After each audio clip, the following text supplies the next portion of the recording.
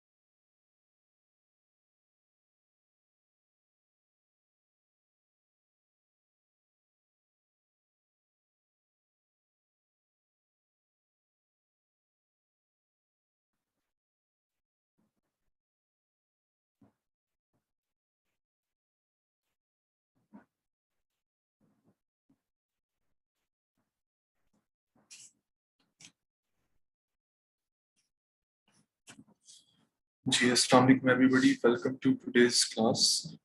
और हम अपना लेक्चर स्टार्ट करते हैं।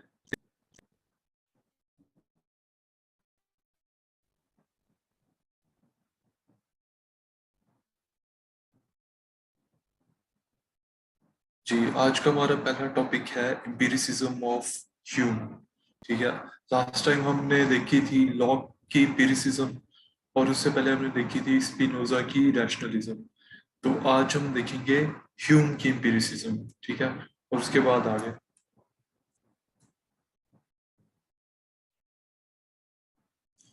अच्छा, इसके ऊपर पास्ट में क्या क्वेश्चन आया हुआ है?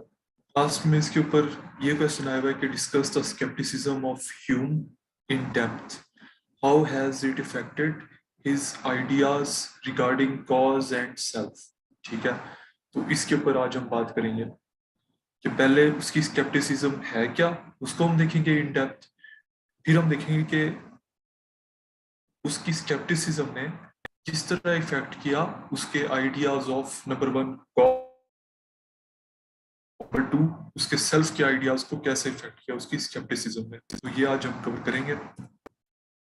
सबसे पहले इसी तरह आप उसकी इंट्रोडक्शन की हेडिंग बना दें और उसके अंदर दो तीन बातें ह्यूम के बारे में लिखने की। Hume was a Scottish empiricist philosophers and one of the central figures of enlightenment, और he was a proponent of empiricism और he is famous for his skepticism। इस तरह की आप दो तीन बातें इंट्रोडक्शन में लिख दीजिए। उसके बाद आते हैं कि ह्यूम की जो एम्पिरिसिज्म है, जो उसकी स्केप्टिसिज्म भी कहलाती है, ये है क्या बेसिकली। ठीक है, so let's see. Number A, sources of knowledge. Hume ने कहा था कि हमारे दो सोर्सेज होते हैं नॉलेज के।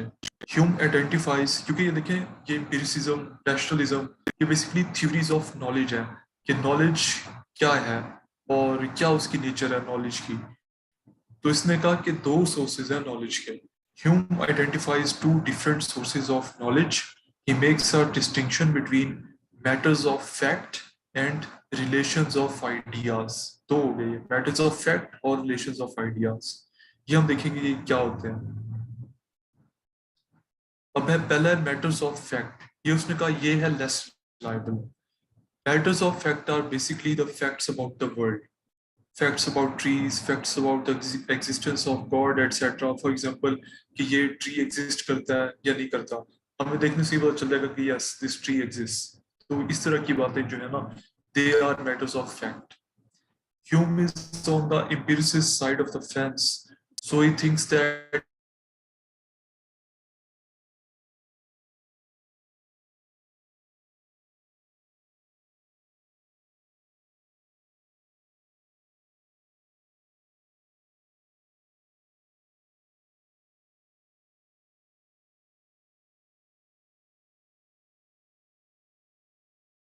हमारी नॉलेज की बेसिस तो है, ठीक है, लेकिन वो कहता है it is not really trustworthy, it is unreliable, ठीक है। अच्छा, so in a sense experience really is not a source of knowledge but a source of belief, and those beliefs might or might not be reasonable or justifiable to a certain extent, but it is not really knowledge। और वो कहता है this is not really knowledge, ठीक है, क्योंकि हमारा जो experience है उसने कहा कि ये इतना रिलायबल नहीं है। ये बेसिकली उसने कहा कि ये बिलीव्स होते हैं हमारे। तो ये पहला हो गया मैटर्स ऑफ फैक्ट। दूसरा इसने कहा सोर्सेज ऑफ नॉलेज में हमारा है रिलेशंस ऑफ आइडियाज। ये इसने कहा कि these are more reliable. On the other hand, we have relations of ideas. Hume thinks we can have certain knowledge there. So you can know that 5 plus 7 is equal to 12. A triangle has 3 sides and so on. ये हम certainly ये बता सकते हैं कि 5 plus 7 12 होता है। Triangle की 3 साइड्स होती हैं। अगर कोई कहे कि ट्राइंगल की 2 साइड्स होती है तो obviously you will say that you are wrong। तो certainly हमें पता है कि उसकी 3 साइड्स हैं। However, you can only reason concerning ideas once you have the ideas themselves. So you have to have acquired the idea of 5 and the idea of 12. Because Hume is an empiricist, there are not going to be innate ideas. You have to have some experience of counting things. वो कहता है start आपके ये experience से होंगे ये वाले भी आइडियाज, क्योंकि वो एक empiricist है। लेकिन उसने कहा कि ये जो रिलेशन ऑफ आइडियाज है इनसे जो नॉलेज जनरेट होती है it is more reliable. Once you have got the ideas, you can just see through intuition that those ideas go together in a certain kind of way। जिससे हमने last time देखा था intuition में हम compare कर सकते हैं कि भाई this table is different than a chair, ठीक है। तो हमारे पास टेबल का भी आइडिया हो पड़ा, अगर चेयर का भी आइडिया हो पड़ा, तो we can easily say that these two things are different, ठीक है। Hume thought that these ideas did account to certain knowledge, but on the other hand, it is not really the knowledge about the external world। So कहा ये जो knowledge है, this is not really about the external world। For example, 5 plus 7 is equal to 12, और a triangle has 3 sides। ये उसने कहा ये external world की knowledge नहीं है।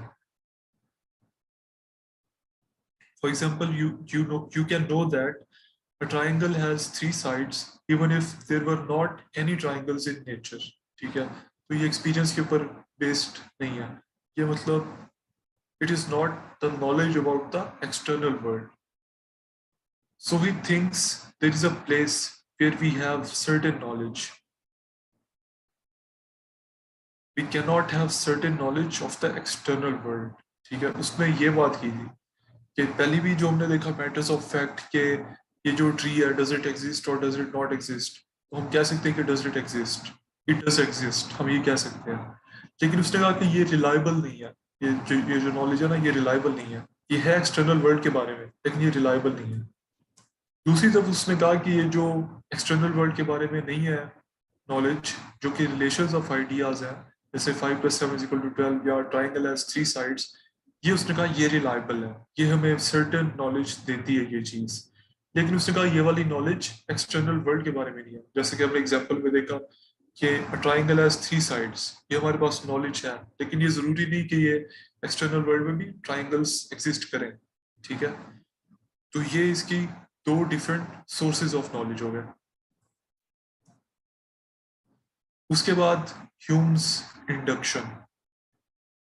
इसमें उसने पहली बात कही कि we habitually make probable inferences, कि हम प्रोबेबल इन्फ्रेंसेस हैबिचुअली मेक करते हैं। फॉर एग्जांपल हमने देखा कि शुगर को हमने टेस्ट किया एक दफा दो दफा, हमें स्वीट हो लगी, तो हमने ये इन्फर किया कि जब भी हम शुगर को टेस्ट करेंगे it will be sweet, so it is probable that sugar is sweet. ठीक है। Hume was an advocate of induction. He talks about reasoning concerning matters of fact or probable inference regarding them. Matters of fact यानी कि knowledge about the external world की ये बात करता है। But when we talk about induction in this context, what we mean is any inference to some matter of fact which goes beyond anything we perceive or remember.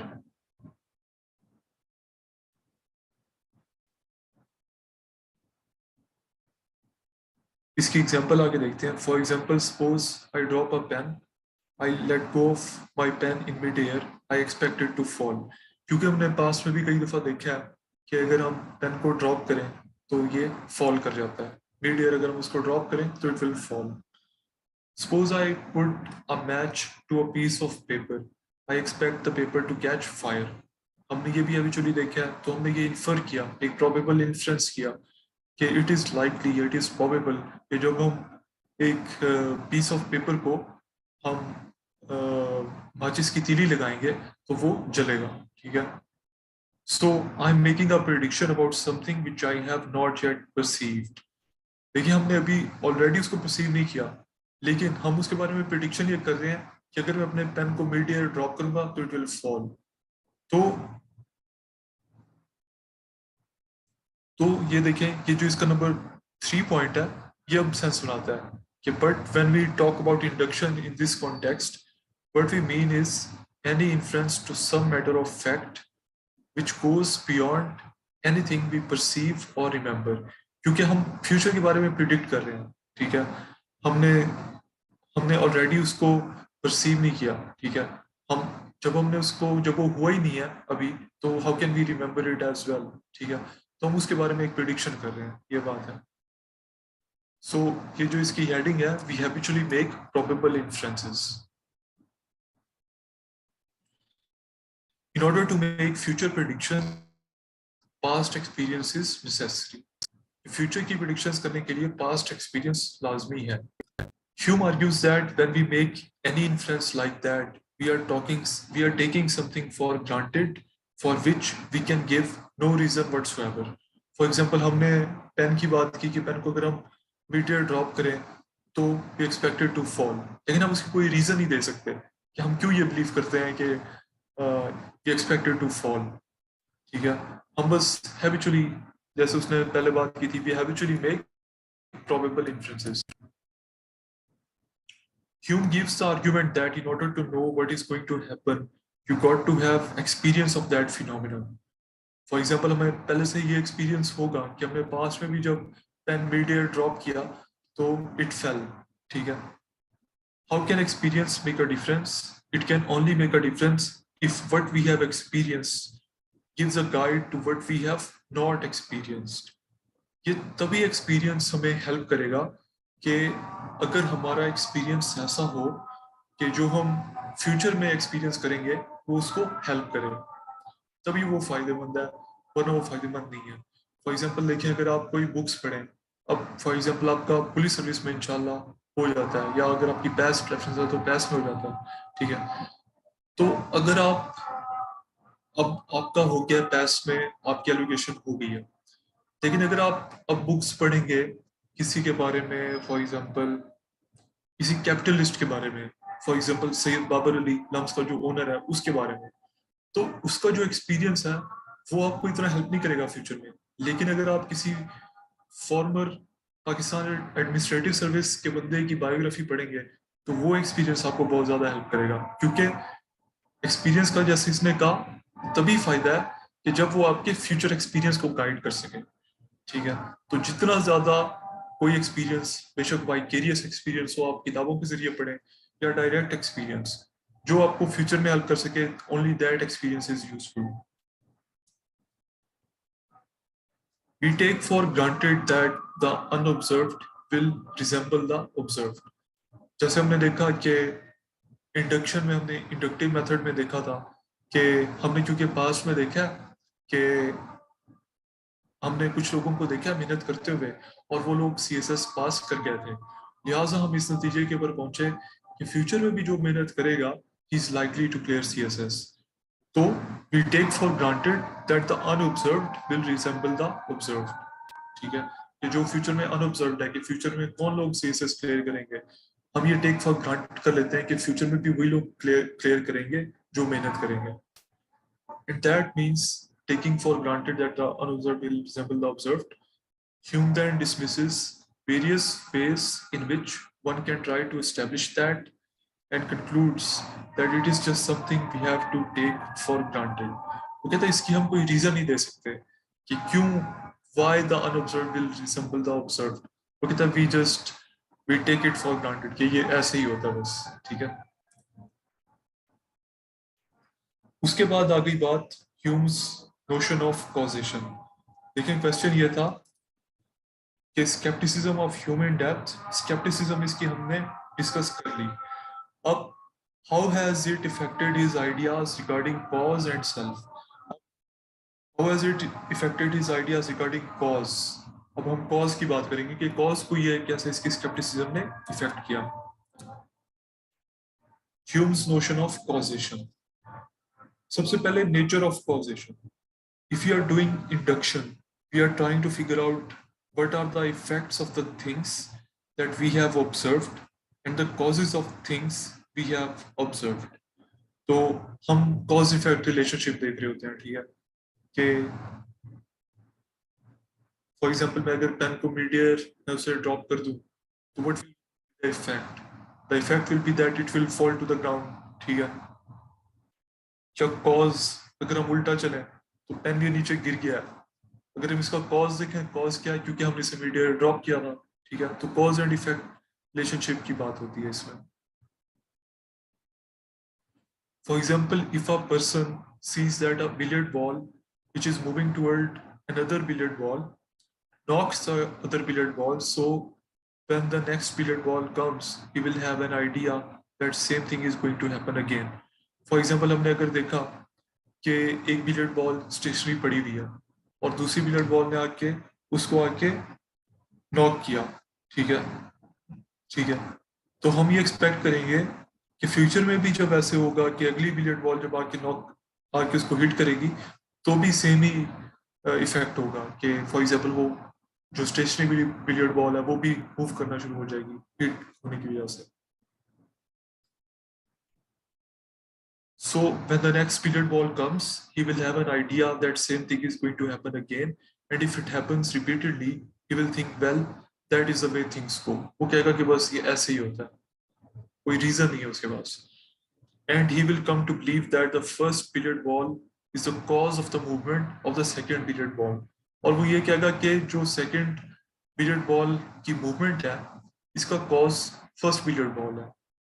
What exactly are we talking about when we are talking about causes? लेकिन वो कहता है कि ये होते क्या है basically.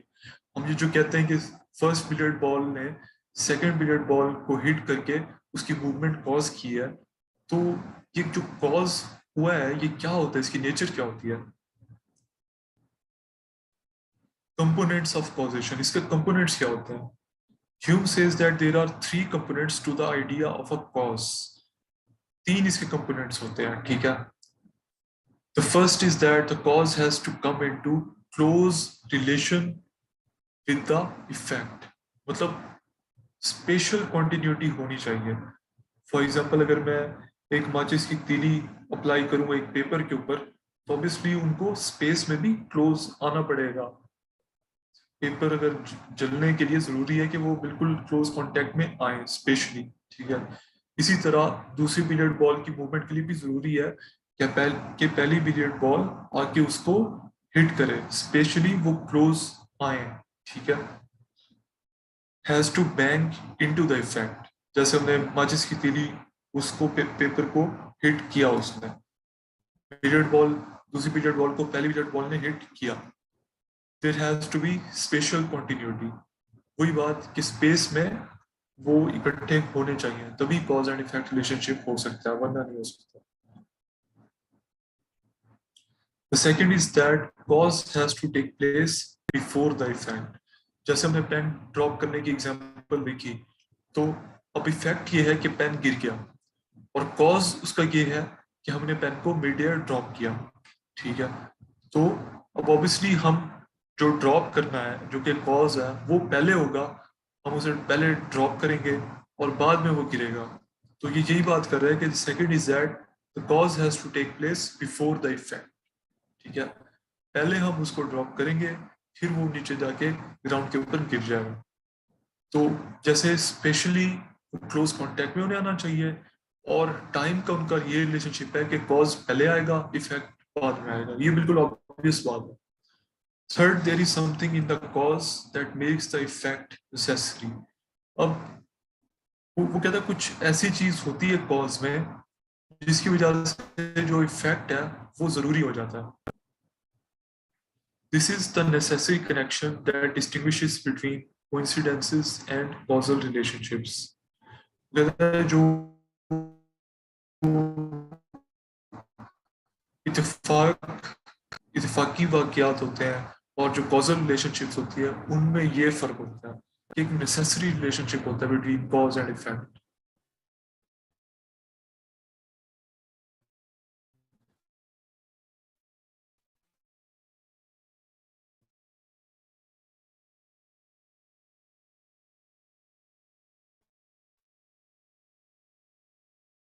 Where do we get the idea of this necessary connection from? And then we see another billiard ball moving in reaction। हमने एक बिलियर्ड बॉल को मूव करते हुए देखा, और हमने उसके रिएक्शन में देखा कि जब उसने हिट किया तो वो दूसरी बिलियर्ड बॉल मूव करना स्टार्ट हो गई। We do not see the causal interaction। हम ये नहीं देखते कि जब वो कांटेक्ट में आए तो ऐसा क्या हुआ कि सेकंड बिलियर्ड बॉल भी मूव करना स्टार्ट हो गई। The necessary connection between the first billiard ball's movement and the second। We just see one thing happening after another thing। We do not see the necessary relationship between the two things, ठीक है। We feel like we have a sense of one billiard ball moving another। We then just project that onto the world। वही बात कि हम assume कर रहे थे कि बस यार ये ऐसे ही होता है, ठीक है। तो पहले हमने इसकी नेचर देखी कॉजेशन की, फिर हमने इसके कंपोनेंट्स देखे, तीन इसके जो कंपोनेंट्स हैं। तो ये आपका हो गया कि how has Hume's idea of skepticism is related to his notion of causation। लेकिन skepticism में भी उसने यही बात की थी। सोर्सेज ऑफ नॉलेज में उसने कहा था कि जो मैटर्स ऑफ फैक्ट हैं ये लेस रिलायबल हैं, ठीक है। फिर उसने कहा था कि इंडक्शन में भी उसने कहा था, अभी इसकी स्केप्टिसिज्म ही चल रही है, कि हम बस एक प्रोबेबल इन्फ्रेंसेस मेक करते हैं, हैबिचुअली बस हम करते हैं, और वो कहते हैं हम बस टेक फॉर ग्रांटेड कर लेते हैं कि पास्ट जो है वो फ्यूचर जो है it will observe the past. फिर कॉज एंड इफेक्ट रिलेशनशिप को भी उसने उसी तरह डाउट किया जिससे उसने बाकी अपनी नॉलेज को डाउट किया। वही चीज हमने कॉज के ऊपर अप्लाई कर दी, ठीक है। अब वही चीज हम अप्लाई करेंगे सेल्फ के ऊपर, यानी इंसान की जात के ऊपर, या हाँ, इंसान की जात के ऊपर। तो ये स्केप्टिसिज्म अब उसकी इंसान के सेल्फ के ऊपर अप्लाई कैसे होगी। Hume asks us to consider what impression gives us our concept of self। वो कहते हैं ऐसी क्या इंप्रेशन है जो हमें हमारा सेल्फ का कॉन्सेप्ट देता है। We tend to think of ourselves as selves, stable entities that exist over time। वो कहते हैं हम अपने आप को समझते हैं कि we are selves और we are stable entities जो कि एक टाइम पीरियड के लिए एग्जिस्ट करते हैं। We cannot observe ourselves in a unified way। ये उसकी थी बंडल थ्योरी ऑफ सेल्फ। ये इसको आगे हम देखेंगे ये बंडल थ्योरी क्यों कहलाती है। अच्छा, पहली बात, we can not observe ourselves in a unified way. वो कहते हैं हम अपने आप को एक यूनिफाइड वे में नहीं देख सकते कि भाई दिस इज मी। कैसे, क्यों? But no matter how closely we examine our own experiences, we never observe anything beyond a series of transient feelings, sensations and impressions. वो कहता है जितना मर्जी हम अपने एक्सपीरियंस को एग्जामिन करें, हम या तो हमें फीलिंग्स मिलेंगी अपने एक्सपीरियंस में, या हमें सेंसेशंस मिलेंगी या इंप्रेशंस मिलेंगे, बस। वो कहते हैं कोई एक यूनिफाइड वे में हम अपने आप को नहीं ऑब्जर्व कर सकते, ठीक है। हम बस इन चीज़ों का एक मजमूआ है, और वो चीज़ें हम इजीली सेपरेट आउट कर सकते हैं कि सेंसेशंस डिफरेंट डिफरेंट हमारे पास्ट में इंप्रेशंस, डिफरेंट पास्ट की हमारी फीलिंग्स।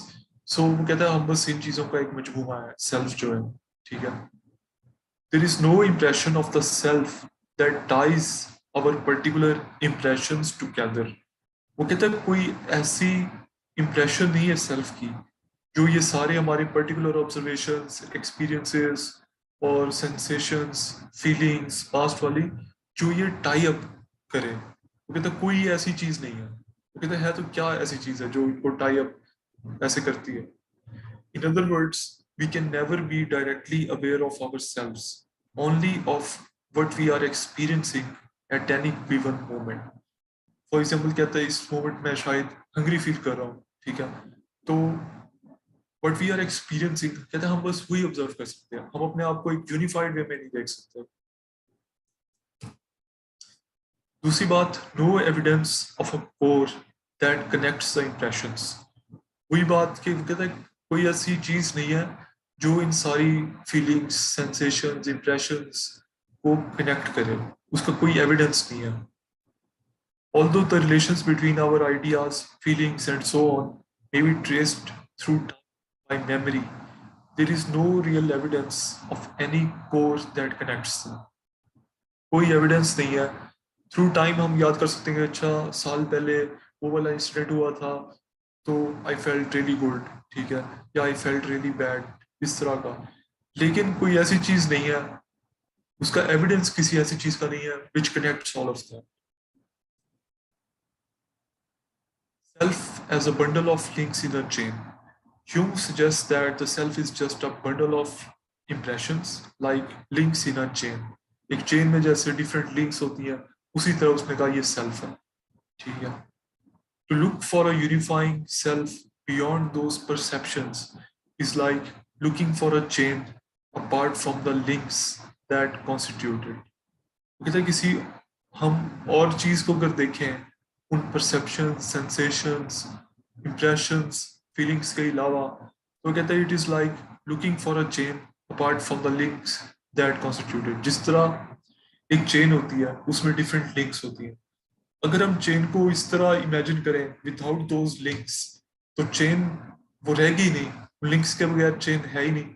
चेन बस उन्हीं लिंक्स का एक मजमूआ है। वो कहते हैं उसी तरह हमारी सेल्फ भी इन डिफरेंट फीलिंग्स, सेंसेशंस, इन चीज़ों का एक मजमूआ है। और वो कहता है इसके अलावा अगर हम समझते हैं कि कोई और हमारी सेल्फ है, तो वो कहता है वो एक डिल्यूजन है। वो कहता है बस इन सब चीज़ों को हम मिला के सेल्फ का नाम दे देते हैं। इसी वजह से बंडल थ्योरी ऑफ सेल्फ, के bundle of feelings, impressions, experiences, उनको हम एक बंडल के तौर पर ट्रीट करते हैं, तो हम उसको सेल्फ का नाम देते हैं। Natural habit of attributing unified existence. उसने कहा ये हमारी एक नेचुरल हैबिट है कि हम एक यूनिफाइड एग्जिस्टेंस देते हैं चीजों को। Hume argues that our concept of the self is a result of our natural habit of attributing unified existence to any collection of associated parts. जैसे कि हम चेन को देखते हैं तो हम ये तो नहीं कहते कि these are different links in a chain, हम कहते हैं this is a chain, ठीक है। तो ये हमारी एक हैबिट है। फॉर एग्जाम्पल अगर हम एक मोटरसाइकिल को देखते हैं, ये तो नहीं कहते कि this is silencer plus accelerator plus fuel tank plus this, हम उसे कहते हैं this is a motorcycle. Habitually हमारी ये हमारी हैबिट है कि हम चीजों को एक यूनिफाइड एक्सिस्टेंस देते हैं। उसने कहा कि this belief is natural but there is no logical support for it. उसने कहा ये नेचुरल है, ह्यूमंस का नेचुरल यही रिएक्शन होता है, लेकिन उसका इसकी कोई लॉजिकल एक्सप्लेनेशन, कोई इसकी लॉजिकल सपोर्ट नहीं है। ये इसकी थी उसकी थ्योरी ऑफ सेल्फ, ठीक है, like bundle of links in a chain. इसके ये 3-4 डिफरेंट इसके वो हैं एलिमेंट्स हैं उसकी बंडल थ्योरी ऑफ सेल्फ के। अब उसके बाद बात आती है Hume's views regarding soul. Soul के बारे में ह्यूम के क्या ख्यालात हैं। This argument also applies to the concept of soul. जैसे उसकी स्केप्टिसिज्म थी कि वो हर चीज को डाउट करता था कि भाई हमारी नॉलेज भी लेस रिलायबल है जो मैटर्स ऑफ फैक्ट के बारे में है। फिर उसने कहा कि जो इंडक्शन है वो भी रिलायबल नहीं है। फिर वही चीज हमने कॉजेशन के ऊपर अप्लाई की और उसने कहा कि इस वजह से कॉजेशन भी रिलायबल नहीं है, ये बस हमारी हैबिट है कि कॉज और इफेक्ट होता है। फिर उसने वही बात सेल्फ के ऊपर अप्लाई की और उसने कहा कि सेल्फ भी, उसने कहा कि ये कुछ नहीं होता, एक यूनिफाइड इसकी कुछ नहीं एग्जिस्टेंस, ये बस एक बंडल है फीलिंग्स एक्सपीरियंसेस का। और अब उसी की स्केप्टिसिज्म हम अप्लाई करेंगे सोल के ऊपर और उसके व्यूज देखेंगे सोल के बारे में क्या है।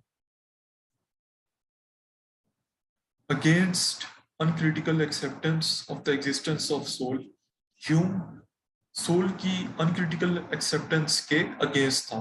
ठीक है। The kind of thing Hume wants to set himself really against is the uncritical acceptance of the idea that there is such a thing as a human soul. उसने कहा कि वो कहता है, वो इस चीज के अगेंस्ट था कि अनक्रिटिकली इस चीज को एक्सेप्ट कर लिया जाए कि there is a thing called human soul. The thought of it as a kind of immaterial, non-physical substance, something that persists even after the destruction of the body. तो वो इस अनक्रिटिकल एक्सेप्टेंस ऑफ सोल के वो against था। No source of the idea of the soul, उसने कहा ये जो सोल का हमारे पास आइडिया है इसका अगर हम ट्रेस करें तो हमें कोई सोर्स नहीं मिलता। और उसमें जैसे कि ह्यूम एम्पिरिसिस्ट था तो वो कहता था कि सारी सारी की सारी जो हमारी नॉलेज है it is derived from experience. ठीक है। तो सोर्स जो है उस नॉलेज का वो एक्सपीरियंस है, बेसिस एक्सपीरियंस है। और सोल की उसने कहा कि कोई हमारे पास कोई सोर्स ऑफ नॉलेज या एक्सपीरियंस हमारे पास नहीं है। Because Hume is an empiricist, he thinks that if you are to think coherently about the nature of the human soul, existence after death, etc., you have to have an idea of the soul. And now the question is what the source of that idea is. क्योंकि अगर आप soul में believe ही करें तो आप ये फिर बताएं कि उस सोल के आइडिया का सोर्स क्या है। ठीक है। So Hume asks, do we have an experience of the soul such that we can then have an idea of this thing? And his answer is no. वो कहता है इसका हमारे पास सोर्स कोई भी नहीं है। ठीक है। What you find is the whole lot of fleeting impressions, visual sensations, various thoughts, feeling hungry or cold. What you do not find is some experience of the thing that is having all of those experiences. थोड़ा उससे मिलता जुलता है theory of self से। उसने कहा कि soul, हमारे पास कोई एक्सपीरियंस नहीं है कि भाई हमारा सोल एक्सपीरियंस कर रहा है feeling hungry, cold, feeling good, feeling bad, इस तरह का। उसने कहा कि बस हमारे पास ये इंप्रेशंस, सेंसेशंस, थॉट्स ही हैं बस। ये इसकी थ्योरी थी सोल की। इसके ऊपर अब आपके कोई क्वेश्चंस हैं तो काइंडली पूछें।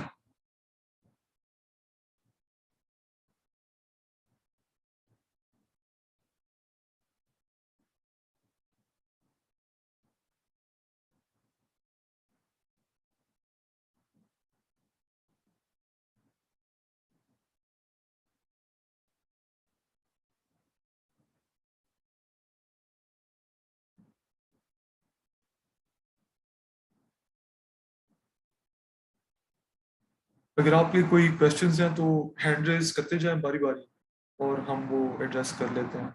अगर नहीं है तो फिर हम नेक्स्ट टॉपिक के ऊपर मूव करते हैं।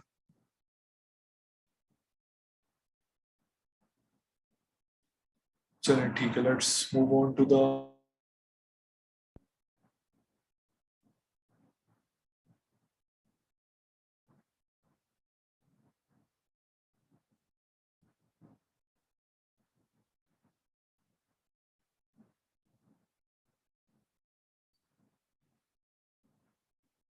हमारा नेक्स्ट टॉपिक है कांट्स कोपर्निकन रेवोल्यूशन या कांट्स ट्रांसेंडेंटलिज्म। ठीक है।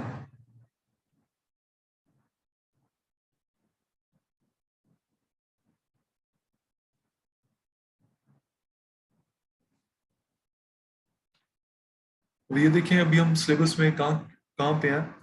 नंबर 3 के ऊपर आप देखें, एपिस्टेमोलॉजी में रैशनलिज्म पहले हो गई, फिर एम्पिरिसिज्म, अब बारी है ट्रांसेंडेंटलिज्म ऑफ कांट की। ठीक है, पास्ट में इसके ऊपर क्या क्वेश्चंस आए हुए हैं। Explain Kant's Copernican revolution in philosophy, ये 2021 में मेरे पेपर में भी आया था, 20 मार्क्स का question. What are the salient features of Kant's transcendentalism, 20 marks का ये भी आया हुआ है 2016 में। उसके बाद शॉर्ट नोट कांट, 10 मार्क्स का ये भी आया हुआ है। तो ये तीनों क्वेश्चन इसमें हमारे कवर होंगे इंशाल्लाह। सबसे पहले इंट्रोडक्शन के कांट की जो कोपर्निकन रेवोल्यूशन की बात होती है। So what is Kant's Copernican revolution in philosophy, उसका पहले हम इंट्रोडक्शन देंगे। Kant's was an insight into how we understand the world around us, arguing that we can never know the world as it is.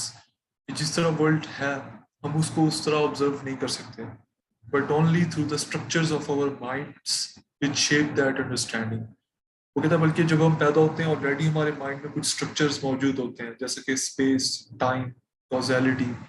तो हम world को सिर्फ उन structures के थ्रू ही ऑब्जर्व कर सकते हैं। ठीक है, अब उन स्ट्रक्चर्स के बाहर जो दुनिया है उसका कहता है हमें कुछ नहीं पता।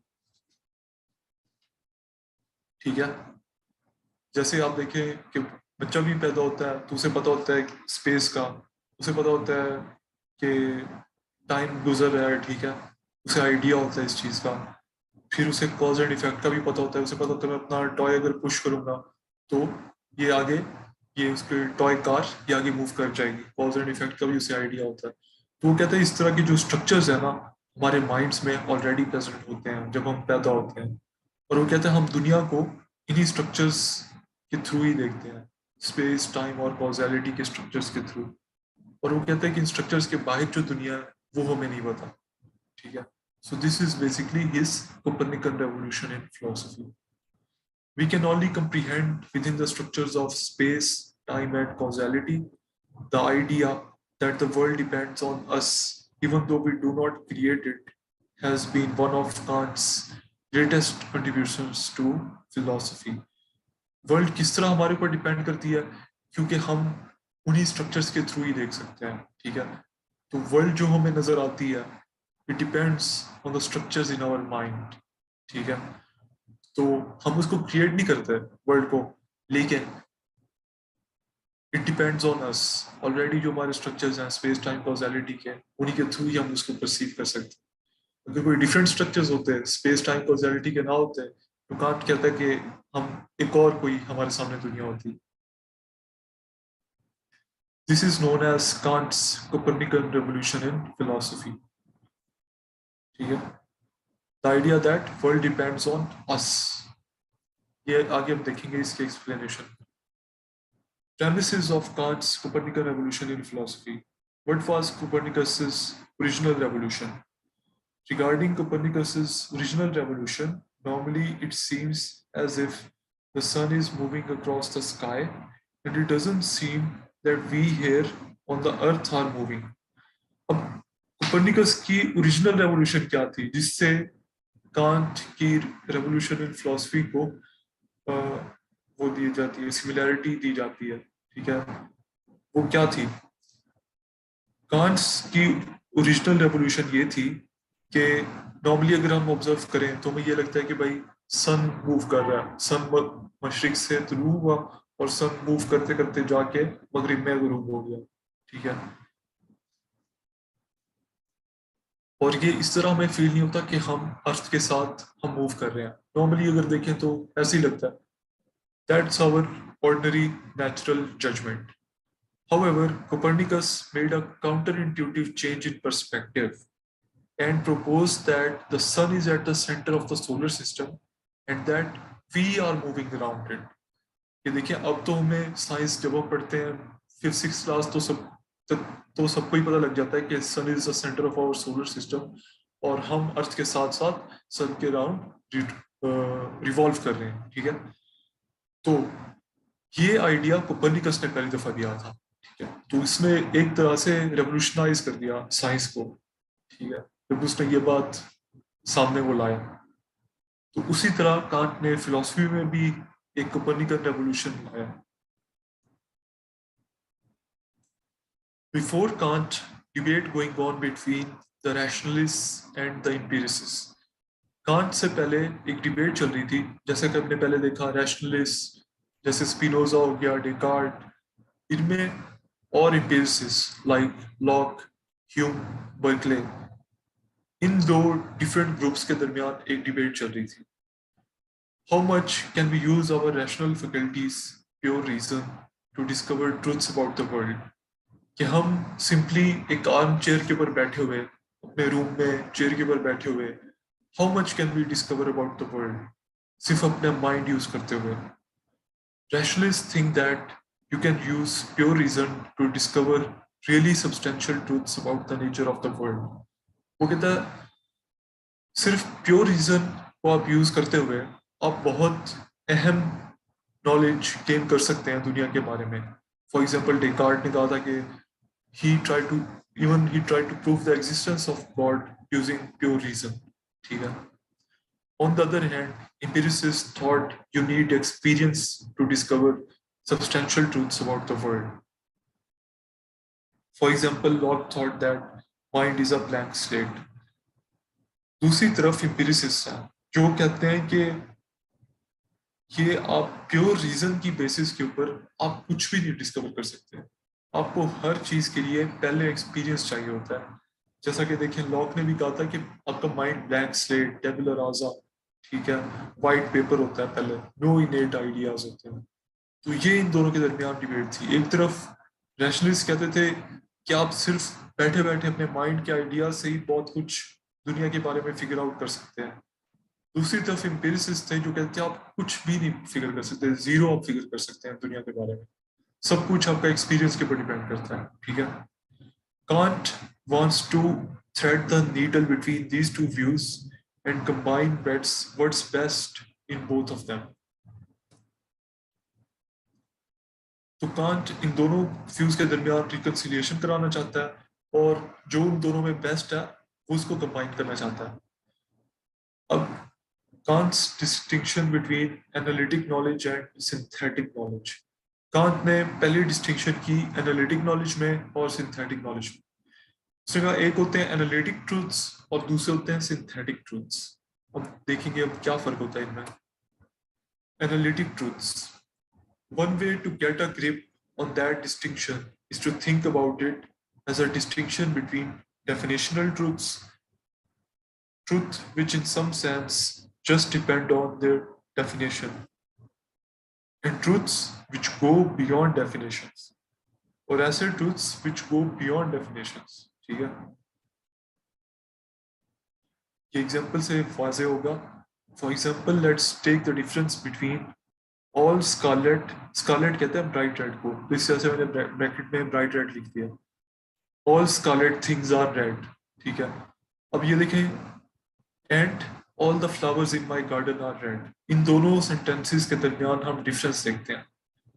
पहला सेंटेंस देखें, all scarlet things are red, ये हमें ऑल स्कारलेट थिंग से ही पता चल गया क्योंकि वो एक टाइप ऑफ रेड है, bright red is a type of red. तो हमें ऑल स्कारलेट रेड और ऑल स्कारलेट थिंग से ही पता चल गया कि वो रेड भी है।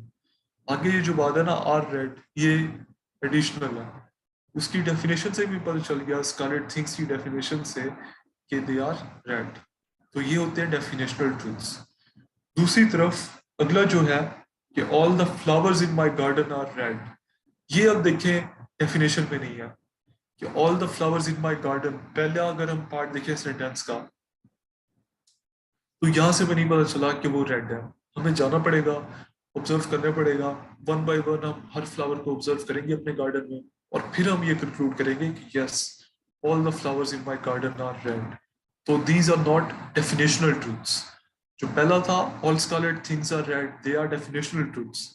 जो दूसरा था all the flowers in my garden are red, ये डेफिनेशनल ट्रूथ नहीं है क्योंकि सेंटेंस के पहले पार्ट में वो कोई डेफिनेशन नहीं है जिससे हमें पता चल जाए कि यस दे आर रेड। हमें जाके ऑब्जर्व करना पड़ेगा। In some sense, it is just a definitional truth that all scarlet things are red. ठीक है, ये डेफिनेशनल है क्योंकि स्कारलेट की डेफिनेशन में ही है कि वो रेड है। या जैसे ऑल बैचलर्स आर अनमैरिड, तो बैचलर की डेफिनेशन में ही है कि ही इज नॉट मैरिड। ठीक है, it is part of the meaning of scarlet that it is a shade of red.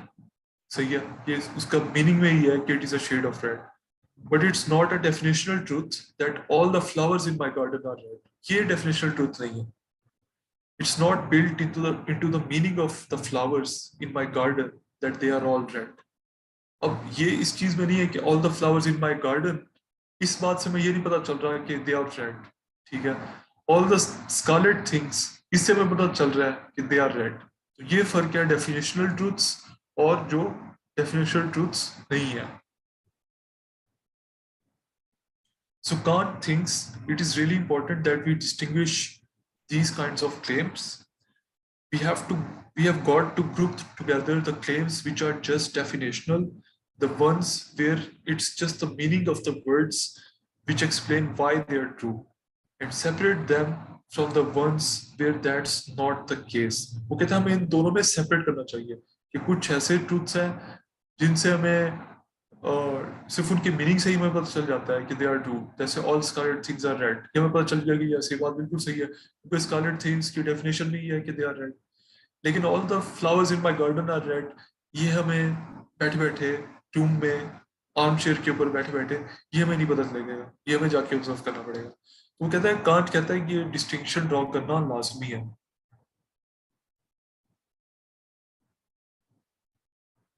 And separate them from the ones where that's not the case, where you need something beyond meaning, beyond definition in order to come to realize that the claim is true. ठीक है, this distinction is really important for Kant because we are trying to figure out what we can use our pure reason to discover. ये distinction इस वजह से जरूरी है क्योंकि ये हमें इस चीज का आंसर देगी कि हम प्योर रीजन सिर्फ अपना माइंड यूज करते हुए अपने रूम में आर्म चेयर के ऊपर बैठे हुए हम क्या डिस्कवर कर सकते हैं, ये बात हमें बताएगी। ठीक है, ये डिस्टिंक्शन हमें ये बात बताएगी। It was commonly agreed by the rationalists and the empiricists that from the armchair you can get definitional truths. ठीक है, अच्छा पहले जो रैशनलिस्ट भी थे और एम्पिरिसिस्ट भी थे वो दोनों इस बात के ऊपर एग्री करते थे कि आप अपने रूम में आर्म चेयर के ऊपर बैठे बैठे डेफिनेशनल ट्रूथ्स आप मालूम कर सकते हैं, जैसे कि all scarlet things of are red, ये रैशनलिस्ट भी मानते थे, ये एम्पिरिसिस्ट भी मानते थे। So you don't need to go out and investigate the world in order to know that all scarlet things are red. क्योंकि scarlet things की definition में ही है कि they are red. It's not like we have got around and picked up all these scarlet things one by one and said, okay, that one is red, that one is red, and that one is red as well. ठीक है, हमें ये करने की जरूरत ही नहीं है, हमें पहले ही पता है। Definitional truths like all scarlet things are red or analytic truths, इनको जो हमने definitional truths की बात की, इन्हीं को analytic truths भी कहा जाता है। They are the truths you can get just by reflecting on the meanings of your concepts. ठीक है, आप सिर्फ अपने concepts के meaning के ऊपर ही reflect करें तो आपको पता लग जाएगा कि they are true or not. तो पहले ये डिस्टिंक्शन हो गई कि क्या आप डेफिनेशन के जरिए इसे मालूम कर सकते हैं और क्या आपको क्या क्या ऑब्जर्व करना पड़ेगा डेफिनेशन से बाहर है। डेफिनेशन से बाहर है उसको हम कहते हैं कि नंबर 2 जो है सिंथेटिक ट्रूथ्स। जैसे कि हमने देखा कि all the flowers in my garden are red, these are synthetic truths, whereas the cases which are more interesting are what he thinks of as the synthetic truths. वो इनको synthetic truths कहता है और वो कहता है ये ज्यादा इंटरेस्टिंग केसेस हैं। कहता है पहली बात के ऊपर तो दोनों मानते हैं, एम्पिरिसिस्ट भी रैशनलिस्ट भी, उसमें तो कोई मसला नहीं, मसला इसमें है सिंथेटिक ट्रूथ्स में, the ones where you can't come to know them just by reflecting on the meanings of words involved, you need something else. मतलब आप सिर्फ, अब ये बात है ना कि all the flowers in my garden are red, ये एग्जांपल भी है हमारी। ठीक है, अब हम all the flowers in my garden, यहाँ से हमें नहीं पता चल रहा कि दे आर रेड, हमें जाके ऑब्जर्व करना पड़ेगा, यू नीड समथिंग मोर। ठीक है, तो ये हो गया सिंथेटिक ट्रूथ्स, और जो डेफिनेशनल ट्रूथ्स हैं उनको हम एनालिटिक ट्रूथ्स कहते हैं। उसके बाद कांट ने पहली डिस्टिंक्शन ये ड्रॉ की एनालिटिक और सिंथेटिक में। दूसरी डिस्टिंक्शन कांट ने ड्रॉ की, Kant's distinction between a priori knowledge and a posteriori knowledge, या के इंपेरिकल नॉलेज भी इसको कहते हैं, पोस्टीरियोरी को। A priori knowledge is knowledge that can be gained without sense experience. For example, 2 plus 2 is equal to 4. ये a priori knowledge है, इसके लिए हमें sense experience की जरूरत नहीं है। ठीक है, while a posteriori knowledge is gained through sense experience, like the sky is blue. ये हमें ऑलरेडी हमें नहीं पता, हमें जाके ऑब्जर्व करना पड़ेगा कि yes the sky is blue. पहली दफा हम कभी ना कभी ऑब्जर्व करेंगे, तभी हमें पता लगेगा कि स्काई इज ब्लू। ठीक है, तो ये जो है ये पोस्टीरियर आई नॉलेज कहलाती है, जबकि 2 plus 2 is equal to 4 ये ए प्रियोरी नॉलेज कहलाती है। ठीक है, इन अदर वर्ड्स जो आपकी नॉलेज एक्सपीरियंस के ऊपर डिपेंड करे वो आपकी ए पोस्टीरियर आई नॉलेज कहलाती है, या एम्पिरिकल नॉलेज जैसे द स्काई इज ब्लू। जो आपकी नॉलेज एक्सपीरियंस पे डिपेंड ना करे, जैसे कि 2 plus 2 is equal to 4, वो आपकी कहलाती है ए प्रियोरी नॉलेज। ठीक है, देखते हैं। A priori knowledge, Kant believes that a priori knowledge comes from the mind and not from experience. ठीक है, उसने कहा ये नॉलेज जो है ये माइंड से आती है, एक्सपीरियंस से नहीं आती। A posteriori knowledge क्या होती है? In contrast to that, by a posteriori knowledge, Kant means that this knowledge is given in experience and cannot be derived from the mind. उसने कहा ये वाली जो नॉलेज है ये माइंड से डिराइव हम नहीं कर सकते, ये हमें एक्सपीरियंस से ही मिलेगी। It has to be found within experience. The best way of understanding a priori is as a structure or a framework which the mind brings to experience. A priori को समझने का सबसे अच्छा तरीका ये है कि आप ये assume करें कि this is like a structure which the mind brings to experience. The a priori thus provides a structure for the experiential content within experience, the a posteriori. ठीक है, a priori आपको एक स्ट्रक्चर प्रोवाइड करता है उसके लिए, आपके a posteriori knowledge के लिए। जैसा कि a priori में शामिल है ये चीजें like time, like space, like causality. ठीक है, अब ये चीजें जरूरी हैं अगर हम एक्सपीरियंस कुछ भी करना चाहते हैं, वरना हमारा एक्सपीरियंस मीनिंगलेस होगा। ठीक है, अगर हमें स्पेस का कुछ नहीं आइडिया, अगर हमें टाइम का भी कुछ नहीं आइडिया, तो ये जो ए प्रियोरी या नंबर्स का हमें कुछ नहीं आइडिया, जैसे 2 plus 2 is equal to 4, तो हमारा जो बाकी एक्सपीरियंस है वो मीनिंगलेस हो जाता है। ठीक है, तो a priori provides a structure for the experiential content, या के ए पोस्टीरियर। जैसे कि हमने देखा कि द स्काई इज ब्लू, उसके लिए हमें कुछ ना कुछ आइडिया होना चाहिए स्पेस का कि यस ये स्पेस है। ठीक है, और इसमें एक स्काई है और उसका कलर ब्लू है, और थोड़ा आपको टाइम का भी आइडिया होना चाहिए कि यस ये सुबह भी देखिए ये ब्लू होता है, शाम को भी ब्लू होता है, कभी क्लाउडी होता है लेकिन वो तो और रीजन है, लेकिन अक्रॉस टाइम भी ये ब्लू है। फिर आपको कॉजेलिटी का भी आइडिया होना चाहिए। ठीक है, तो ये भी अब बात है कि why is the sky blue. अब इसके ऊपर थोड़ा डिटेल में एक्सप्लेन करना पड़ेगा कि कैसे सन की लाइट आती है और वो हमारी एयर के साथ स्ट्राइक करती है और फिर वो लाइट स्कैटर करती है, और जो रेड लाइट है वो मेरे ख्याल से ज्यादा एब्जॉर्ब हो जाती है, ब्लू लाइट ज्यादा एब्जॉर्ब नहीं होती, इस वजह से हमें स्काई ब्लू नजर आता है। तो उसकी एक कॉजल एक्सप्लेनेशन भी है। ठीक है, तो ये हमारी चीजें जरूरी हैं इसके लिए। In some ways, the Copernican revolution is the solution to a problem. कौन सी प्रॉब्लम थी कि हमारी प्योर रीजन, आर्म चेयर के ऊपर बैठे बैठे सिर्फ अपना माइंड यूज करते हुए हम क्या फिगर आउट कर सकते हैं, उसका आंसर था Copernican revolution. He is interested in what pure reason can tell you about the world, and that means any knowledge that you're going to get in that way is going to be a priori. ठीक है, मतलब pure reason आपको जो बताएगी दुनिया के बारे में, ऑब्वियसली वो ए प्रियोरी होगा। ए priori का मतलब not based on experience, ठीक है. So Kant is interested in a kind of a priori knowledge या pure reason आपकी क्या figure out कर सकती है दुनिया के बारे में. But he is interested in substantive truths about the world. वो ऐसे truths में interested नहीं है जैसे कि जो definitionally मिल जाए कि all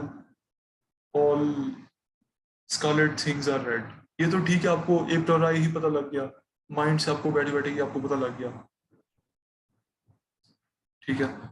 वो इंटरेस्टेड है सब्सटेंटिव ट्रूथ्स के बारे में, नॉट रियली डेफिनेशनल ट्रूथ्स, जो कि हमने सब्सटेंटिव ट्रूथ्स को हमने सिंथेटिक ट्रूथ्स भी कहा था, but much more interesting truths than that, यानी कि डेफिनेशनल ट्रूथ्स से जो ज्यादा इंटरेस्टिंग है. So he is interested in synthetic truths, ठीक है. एक वो इसमें इंटरेस्टेड है कि प्योर रीजन दुनिया के बारे में क्या फिगर आउट कर सकती है. आप आर्म चेयर के ऊपर बैठे बैठे क्या फिगर आउट कर सकते हैं, ठीक है. या आप ए प्रियोरी नॉलेज से आप क्या फिगर आउट कर सकते हैं दुनिया के बारे में. दूसरी तरफ वो कहता है ठीक है, ए प्रियोरी नॉलेज के साथ आप ये डेफिनेशनल ट्रूथ्स तो आप फिगर आउट कर सकते हैं, इसमें तो कोई मसला नहीं कि all scarlet things are red, all bachelors are married, इस तरह का. वो कहता है आप बाकी जो एक्सपीरियंस है उसके बारे में आप क्या फिगर आउट कर सकते हैं ए प्रियोरी नॉलेज से. And so he tells us that the problem he is interested in can be rephrased as the problem of how is synthetic a priori knowledge possible. यानी कि ऐसी नॉलेज जो आप अपने माइंड के पावर से discover करें और वो डेफिनेशनल भी ना हो, ठीक है. वो कहता है ये कैसे पॉसिबल हो सकती है, ये नॉलेज.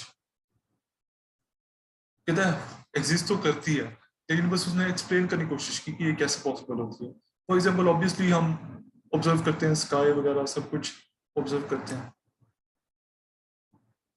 उससे पहले एक और चीज इंपॉर्टेंट देखना जरूरी है कि Kant's view point on causation.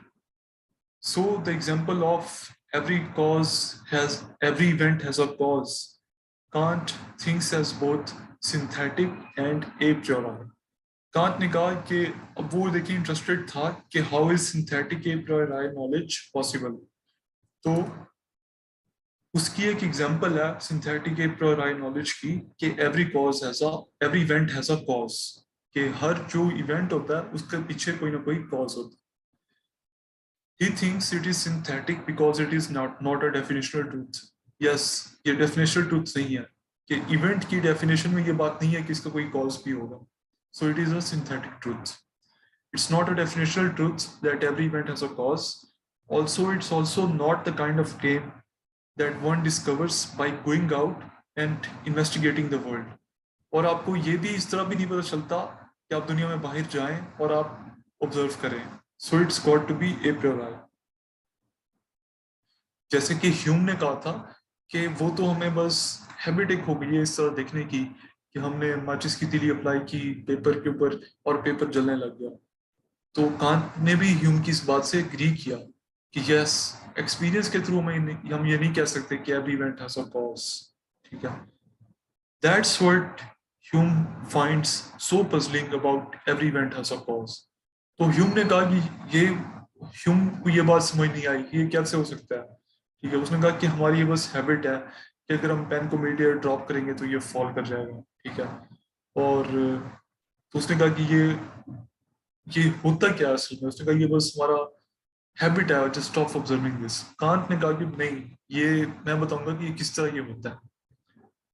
If it's a priori then it can't be justified by experience. अब ये क्योंकि ए प्रियोरी है तो it is not justified by experience, ठीक है. ह्यूम ने कहा था ना ये एक्सपीरियंस से जस्टिफाई नहीं हो सकता. कांट ने कहा हाँ ये नहीं हो सकता क्योंकि ए प्रियोरी है, ठीक है. ये ऑलरेडी हमारे माइंड में उसने कहा कॉजेशन के स्ट्रक्चर्स मौजूद है, ए प्रियोरी मौजूद है. बट इफ इट्स सिंथेटिक, ठीक है, और substantive truth and it's not merely a definitional truth. अब ये डेफिनेशनल ट्रूथ भी नहीं है, ठीक है. वही बात कि every event has a cause, event की डेफिनेशन में ये चीज नहीं है कि it has a cause. So it's kind of not just justified by logic either. ये सिर्फ लॉजिक से भी जस्टिफाई नहीं हो सकता. And so what Hume does is he says that if every event has a cause, and if it's not a definitional truth, and it's not a truth that you go out and discover by investigating the world, then Hume says committed to the flames. Hume ने कहा कि ये बस बिल्कुल फजूल बात है फिर, क्योंकि उसने कहा कि ये डेफिनेशनल ट्रूथ भी नहीं है. जैसे उसने कहा था रिलेशंस ऑफ आइडियाज की उसने बात की थी, ठीक है, कि जैसे उसने कहा था कि 2+2 = 4. तो ह्यूम ने जिस चीज को रिलेशंस ऑफ आइडियाज कहा था, कांट उसे कहता है डेफिनेशनल ट्रूथ. तो ये डेफिनेशनल ट्रूथ भी नहीं है, ठीक है. And it's not a truth that you go out and discover by investigating the world. जो ह्यूम ने कहा था मैटर्स ऑफ फैक्ट, दूसरी टाइप उसने बताई थी. तो ह्यूम ने कहा ये मैटर्स ऑफ फैक्ट में भी ये लाई नहीं करता, क्योंकि अब एक्सपीरियंस से ये जस्टिफाई नहीं कर सकते, ठीक है. तो ह्यूम ने कहा कि ना ये रिलेशंस ऑफ आइडियाज में आता है, ना ये मैटर्स ऑफ फैक्ट में आता है, और कांट की वोकैबुलरी में ना ये डेफिनेशनल ट्रूथ है, ठीक है, और ना ये ए पोस्टीरियर आए ट्रूथ है, ठीक है. तो ह्यूम ने कहा कि फिर इसको it doesn't make any sense, इसको आग लगा दें, ये कोई फायदा नहीं इसका, ठीक है. It contains nothing but sophistry and illusion. उसने कहा ये बस हमारी इल्यूजन है. ह्यूम वांट्स टू, क्योंकि वो स्केप्टिक था, इस वजह से तो मशहूर है ह्यूम की scepticism. Hume wants to say that these claims need to be got rid of, कि every event has a cause. उसने कहा इस इन क्लेम्स को आप गॉट rid of करें, they are not justified at all, ठीक है. यही बात continued. So Kant's Copernican revolution is meant to be a way, a solution to that problem, a way of explaining how it is that we could have knowledge like every event has a cause. Hume ने कहा कि इस तरह की हमारी knowledge में हो ही नहीं सकती, ठीक है. और कांट ने कहा कि हो सकती है, कैसे, which is not definitional but also not the kind of knowledge, अभी definitional भी नहीं है, and it is not by going out and in investigating the world से भी आपको ये बात पता नहीं लगती. So how's the Copernican revolution supposed to help? तो कैसे ये हमारा मसला हल करेगी? If we are responsible for the nature of the world, if the world in some sense depends on us, ठीक है, ये अब उसका आंसर है. If we impose the structure on the world, then it starts to be less puzzling how we could know about that world without investigating it. उसने can't ने कहा कि ये ऑलरेडी कॉजेशन का स्ट्रक्चर हमारे माइंड में मौजूद है, इस वजह से हमें ये बात पता लगती है कि every event has a cause, ठीक है. तो ये कांट की कोपर्निकल एवोल्यूशन, कि we already have those structures in our mind. Hume को ये बात नहीं पता थी. ह्यूम ने कहा कि हमारे माइंड में कोई इनेट आइडियाज नहीं है, क्योंकि वो एम्पिरिसिस्ट था. कांट ने कहा नहीं, कुछ इनेट आइडियाज या स्ट्रक्चर्स इन आवर माइंड हैं, like space, time and causation, ठीक है. और इस वजह से हम ये कह सकते हैं कि every event has a cause. If we impose the structures on the world, then it starts to be less puzzling how we could know about that world without investigating it. तो वो कहता है कि इस बात का कि every event has a cause हमें जाके इन्वेस्टिगेट करने की जरूरत नहीं है. बच्चे को भी पता होता है, मैं इस ट्रॉली को पुश करूंगा then it will move forward. इसका मतलब वो बच्चा ऑलरेडी इन स्ट्रक्चर से पैदा होता है, मतलब जब वो पैदा होता है उसके माइंड में ऑलरेडी ये स्ट्रक्चर्स मौजूद होते हैं, like causation. So this was Kant's Copernican revolution. Copernicus के साथ इसकी क्या analogy है? The analogy with Copernicus is really important and appropriate here because pre-Copernican astronomy assumed that you were fixed. जैसे हमने बात की, वो यही believe करते थे कि हम fixed हैं और बाकी सूरज तारे हमारे लिए rotate कर रहे हैं. And when you looked up in the sky and you saw planets moving, what you saw was the real movement of the planets. वो ये समझते थे कि भाई ये real movement है planets की, stars की, सूरज की. And then Copernicus came along and says, no, what you're seeing is not the real movement of the planets, but just the apparent movement of the planets.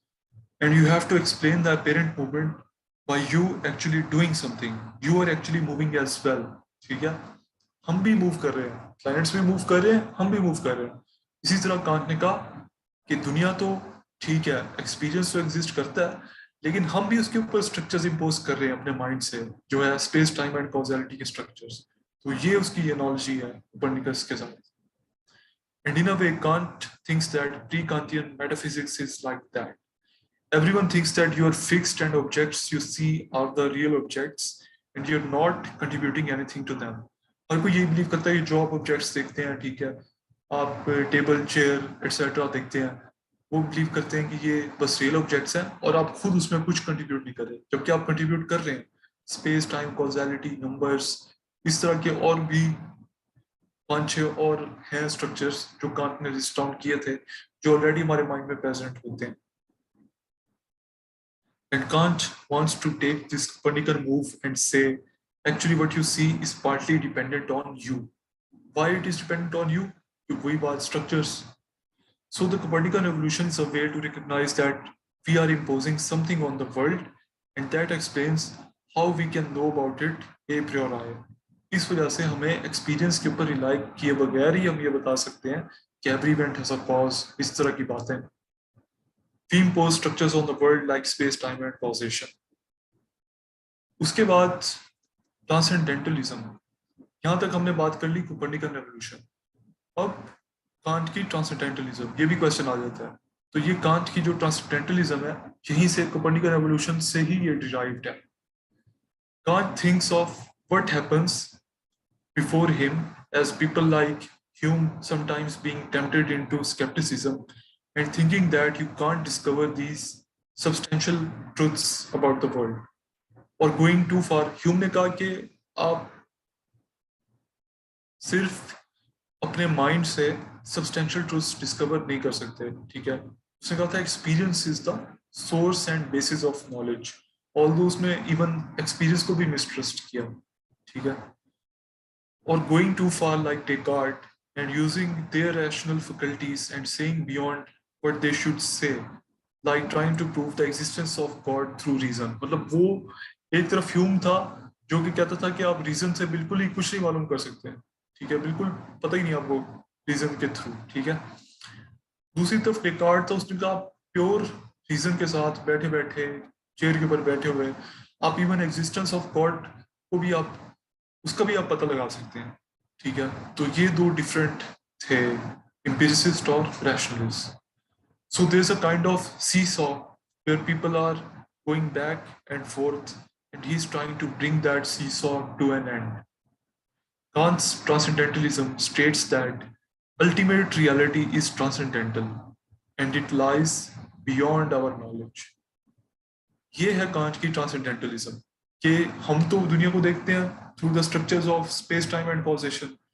उन structures से हम, क्योंकि जब पैदा होते हैं ऑलरेडी, जैसे एक ग्रीन स्पेक्टिकल आपकी आंखों के ऊपर लगी हुई हो, आप जब पैदा हो और आप उसी स्पेक्टिकल के थ्रू ही जो है, उन स्पेक्टिकल्स के थ्रू ही आप देखें दुनिया को, ठीक है। अब अगर आप उस स्पेक्टिकल्स उतार दें, ग्लासेस उतार दें और फिर आप एक दुनिया देखें, तो फिर आपको असल दुनिया नजर आएगी ना।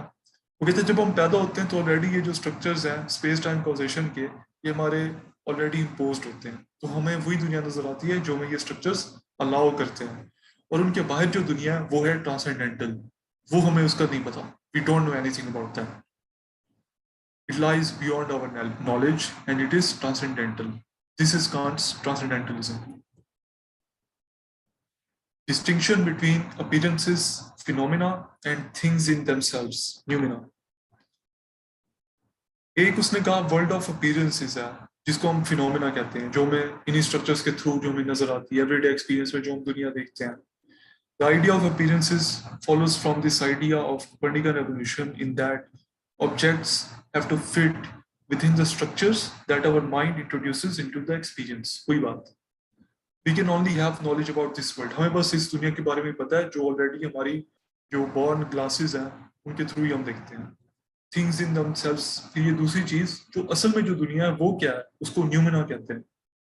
न्यूमेना is the world as it really is outside the structures of space time and causation. It is the world that is beyond our knowledge, जिस वर्ल्ड का हमें नहीं पता, it is beyond our knowledge. According to Kant, noumena is the ultimate reality which contains God, self, and soul. तो देखिए Hume ने self को भी डाउट किया था, सोल को भी डाउट किया था, ठीक है। अब कांट ने कहा कि इन चीजों की नॉलेज पॉसिबल है। उसने कहा we don't know whether they exist और डोंट एग्जिस्ट।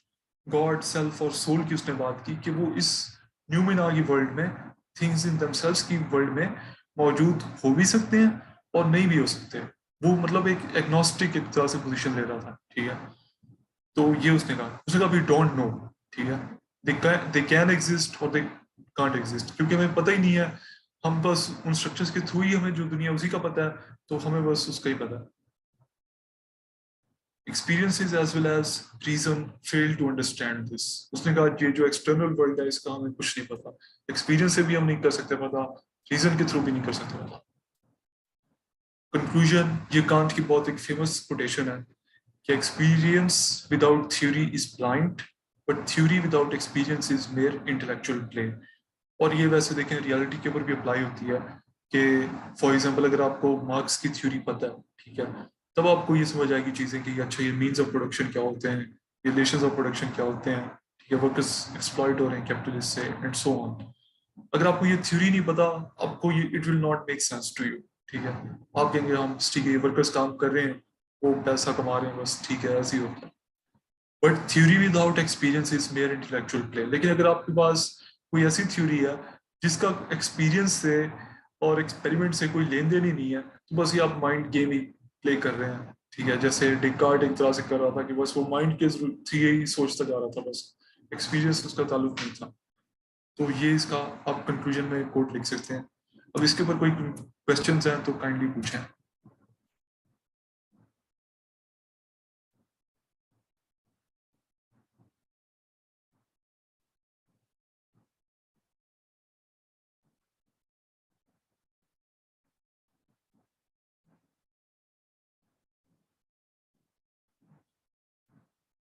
अच्छा क्वेश्चन है।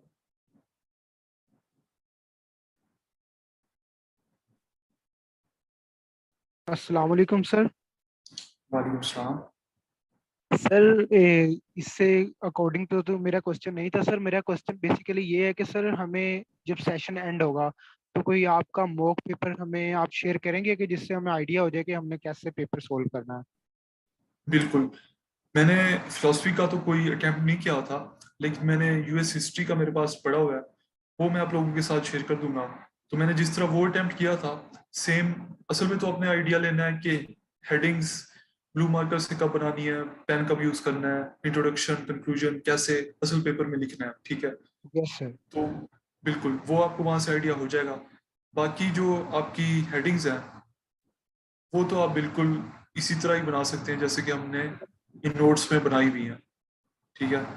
जैसे कि इसमें आप देखें इसी तरह आप ब्लू मार्कर से नंबर 2 लिखेंगे, फिर ब्लू मार्कर से नंबर सी, और उसके नीचे ब्लू यूनिबॉल पेन से आप आंसर लिख देंगे। तो आपको ये जनरली आइडिया है कि फिलोसफी को भी आप इसी तरह से अटेम्प्ट करेंगे।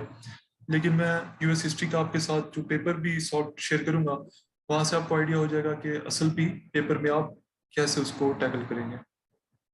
Thank you sir. सर एक और क्वेश्चन था कि यूएसए हिस्ट्री का आप सेशन को स्टार्ट कर रहे हैं कमिंग डेज में? यार फ्यूचर में इरादा है, not right now but around month 1 month तक शायद। Yes sir. शुक्रिया सर। No problem.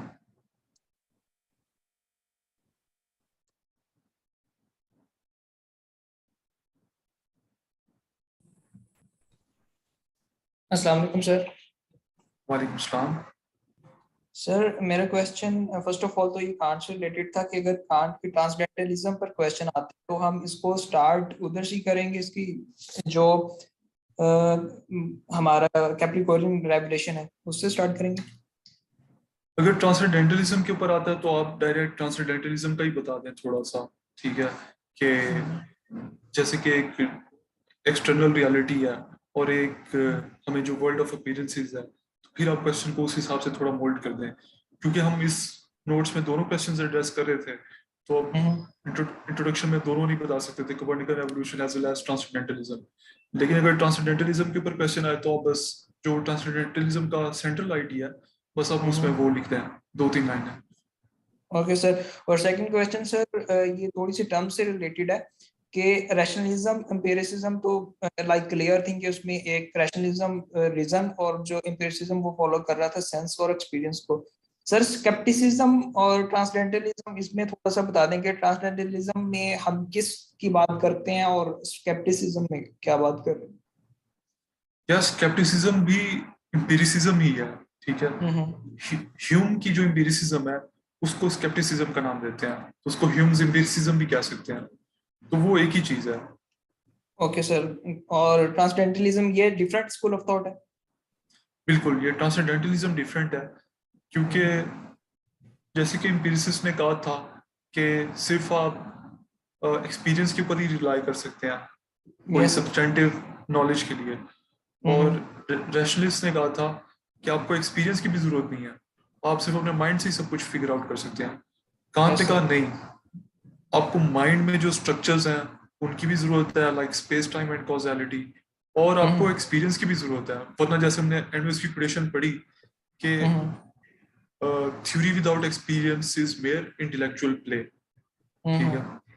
तो ये कांट ने दोनों को, रैशनलिस्ट और एम्पिरिसिस्ट को, उसने एक तरह से कंबाइन कर दिया एक तरह से। कंबाइन कर दिया, बिल्कुल। Sir got it sir, thank you sir, thank you. No problem. चलिए, let's move on to our final topic for today.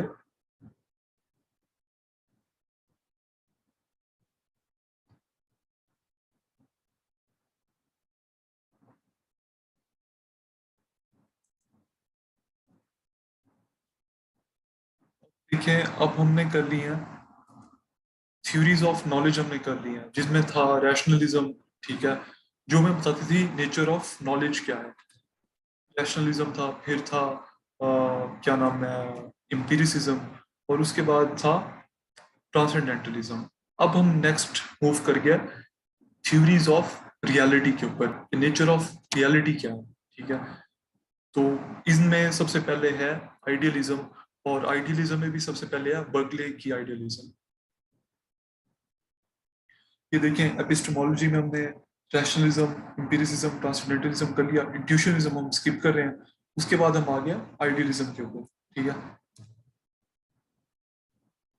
इसके ऊपर पास्ट में क्या क्वेश्चंस आए हुए हैं। एक क्वेश्चन ये आया हुआ है कि illustrate main characteristics of subjective idealism of Berkeley, ठीक है। उसकी सब्जेक्टिव आइडियलिज्म की मेन कैरेक्टरिस्टिक्स बताएं। दूसरा क्वेश्चन आया हुआ है discuss Berkeley's view of reality in detail, कि उसका जो व्यू ऑफ रियलिटी है उसको आप डिटेल में बताएं, ठीक है। तीसरा क्वेश्चन आया हुआ है कि discuss Berkeley's critique of Locke's representative realism, कि बर्कले ने लॉक की जो थ्योरी ऑफ रियलिटी थी, जिसको लॉक्स रिप्रेजेंटेटिव रियलिज्म कहते हैं, वो क्रिटिक क्या है जो बर्कले ने की थी, वो बताएं, ठीक है। तो हम ये तीनों देखेंगे। बर्कलेज व्यू ऑफ रियलिटी जो है सेकंड में, वो वही उसकी सब्जेक्टिव आइडियलिज्म ही है, ठीक है। और जो पहला और दूसरा क्वेश्चन बेसिकली सेम है कि illustrate main characteristics of subjective idealism of Berkeley, वही उसका व्यू ऑफ रियलिटी है, जो कि सब्जेक्टिव आइडियलिज्म भी कहलाता है। इंट्रोडक्शन में आप इसके बारे में जनरली 2-3 बातें लिख देंगे कि Berkeley was also an empiricist and his full name is Bishop Berkeley and वो he also criticized law, इस तरह की आप 2-3 जनरल बातें इंट्रोडक्शन में लिख देंगे। उसके बाद मेन प्रेमिसेस क्या है इसकी आइडियलिज्म की। इससे पहले आपको ये पता होना चाहिए कि आइडियलिज्म है क्या, ठीक है। देखें, दो मेन थ्योरीज हैं थ्योरी ऑफ रियलिटी में, आइडियलिज्म और रियलिज्म, ठीक है। आइडियलिज्म ये कहता है कि ये जो सब कुछ है ना, ये सिर्फ हमारे माइंड में ही है, असल में हमारे माइंड्स के बाहर कुछ कोई कोई चीज एग्जिस्ट नहीं करती, सब कुछ सिर्फ हमारे माइंड में ही है, ठीक है। These are all ideas in our mind, ठीक है। उसने ये कहा, ये मतलब उसने कहा ये टेबल, ये चेयर, ये असल में एग्जिस्ट नहीं करती, ये सिर्फ हमारे माइंड में आइडियाज हैं, ठीक है। इसके अपोजिट जो रियलिज्म है, आइडियलिज्म के अपोजिट, ये जो थ्योरी ऑफ रियलिटी है, ये कहती है कि ये जो असल ऑब्जेक्ट्स हैं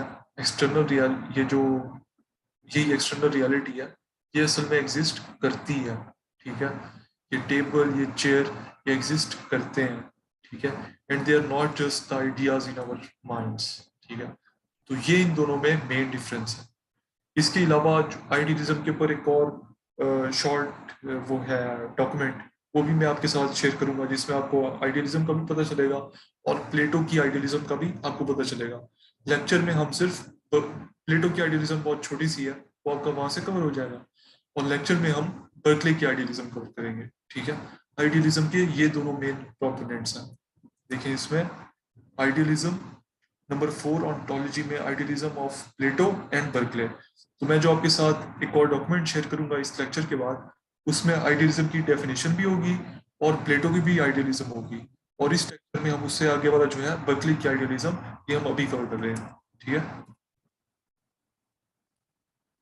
main premises of Berkeley's idealism. पहली बात, to be is to be perceived. House, trees, rivers, mountains are all out there even if no one sees them. उसने कहा कि चीजें तभी एग्जिस्ट करती हैं कि जब आप उन्हें परसीव करें। अगर आप उन्हें परसीव ना करें तो they cease to exist. House, trees, rivers, mountains, उसने कहा ये सब चीजें, फॉर एग्जाम्पल ट्रीज हैं,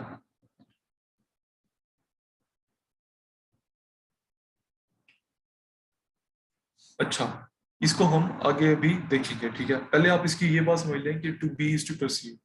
इसने कहा कि कोई भी चीज सिर्फ तब एग्जिस्ट करती है जब आप उसे परसीव करें, लेकिन house, trees, rivers, mountains are all out there even if no one sees them. ये तो तब भी एग्जिस्ट करते हैं कि कोई उन्हें ना भी देखे। फॉर एग्जांपल कोई डिस्टेंट फॉरेस्ट है अमेज़न का, कोई भी ऑब्जर्व नहीं कर रहा उसको, लेकिन फिर भी वो ट्रीज एग्जिस्ट कर रहे हैं। But according to Berkeley, if they are still there when we are not looking at it, it is not for the reason most of us think it is.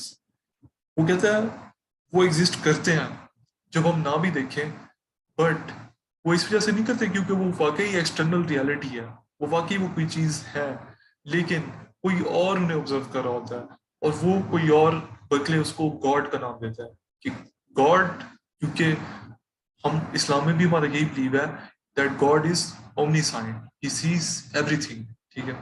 तो बर्कले ने इसने इस तरह कहा कि क्योंकि गॉड सीज एवरीथिंग, इस वजह से हर चीज किसी ना किसी के माइंड में समवन इज परसीविंग देम, सो उस चीज का आइडिया किसी ना किसी के पास होता है, ठीक है।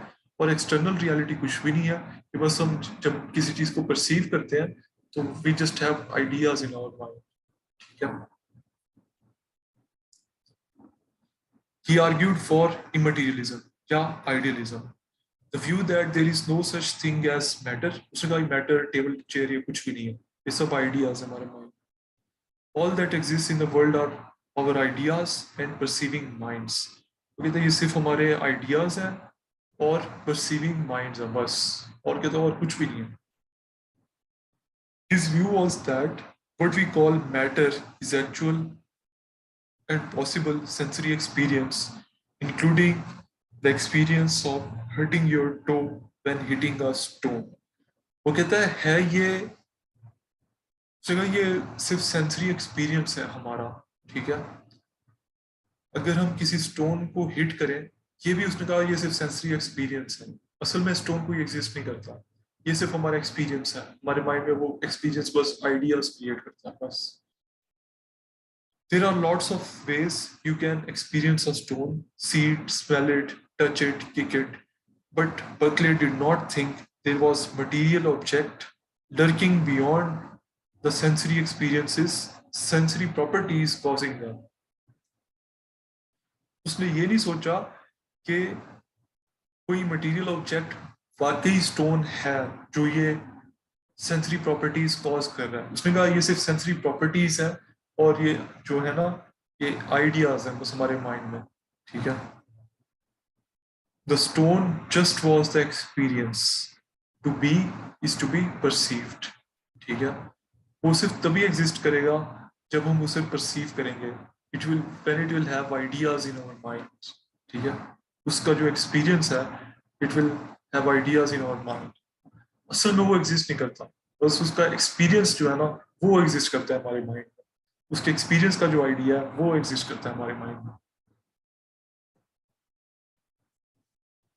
What about the tree falling in the forest if there was no one to see it or hear it? अगर कोई, जैसे हमने बात की, कोई ट्री फॉल करता है किसी डिस्टेंट फॉरेस्ट में, कोई भी उसे नहीं देख रहा, तो उसका क्या फिर हिसाब किताब है? That is not perceived, so does it exist? वो परसीव तो नहीं हुआ, तो क्या ये एग्जिस्ट करता है? Berkeley thought that the tree really does fall, and not just because there were insects and birds perceiving it. वो कहता है इस वजह से नहीं कि सिर्फ उसे इंसेक्ट्स और बर्ड्स परसीव कर रहे हैं, इस वजह से it doesn't continue to exist, but क्या एक और reason? As a deeply religious man, he thought that God perceives everything, so everything continues to exist when nobody is looking, because God always has his eye on it. तो उसने कहा इस तरह हर चीज continues to exist, ठीक है, because God perceives it, ठीक है। To be is to perceive वाला जो उसका कॉन्सेप्ट है वो। अब इसके बाद हम देखते हैं कि इसकी जो क्रिटिसिज्म थी लॉक के ऊपर वो क्या थी। इसकी तरह हम इसकी एक और हेडिंग बनाएंगे और लिखेंगे Berkeley's criticism of Locke. Berkeley studied Locke seriously and ended up using his own logic against him.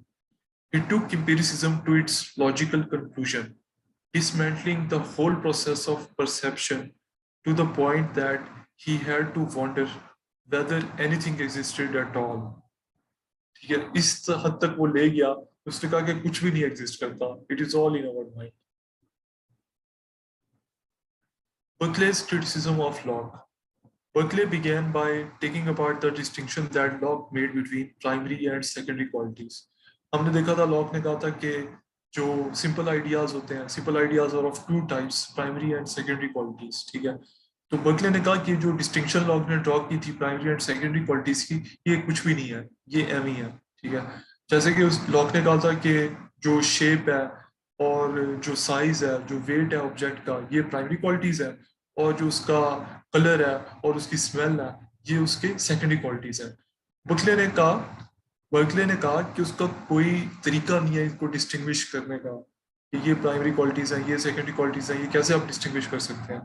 तो बर्कले ने ये डिस्टिंक्शन खत्म कर दी। तो इसकी ये पहली क्रिटिसिज्म थी लॉक के ऊपर। For example, if you think about an apple, how do people know its shape?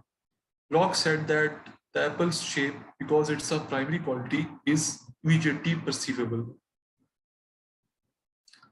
Lock ने कहा कि एप्पल की शेप, क्योंकि ये प्राइमरी क्वालिटी है, ये इमीडिएटली परसीवेबल होती है। But Berkeley pointed out that you do not perceive some qualities of an object while totally disregarding others. हम ये तो नहीं कह सकते कि उसको कलर के बगैर देखेंगे ये एप्पल रेड नहीं है, ठीक है, हम इकट्ठे ही ऑब्जर्व करते हैं उसका, मतलब साइज, शेप और क्या नाम है उसका कलर, हम ये सारी चीजें इकट्ठे ही ऑब्जर्व करते हैं। Like you cannot detect an apple's shape without first or at least also detecting its color. आप उसकी शेप के साथ साथ उसके कलर को भी ऑब्जर्व करते हैं, which Locke considered a secondary quality. Colour Locke ने कहा था secondary quality है।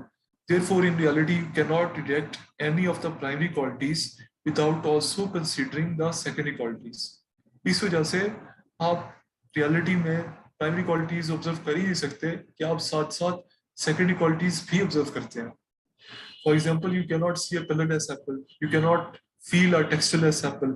Texture कहते हैं उसकी मतलब surface smooth है, rough है, तो आपको वो भी observe आप कर लेते हैं। In fact, if we try to strip the apple's secondary qualities in an effort to get at the primary ones, you end up with no apple at all.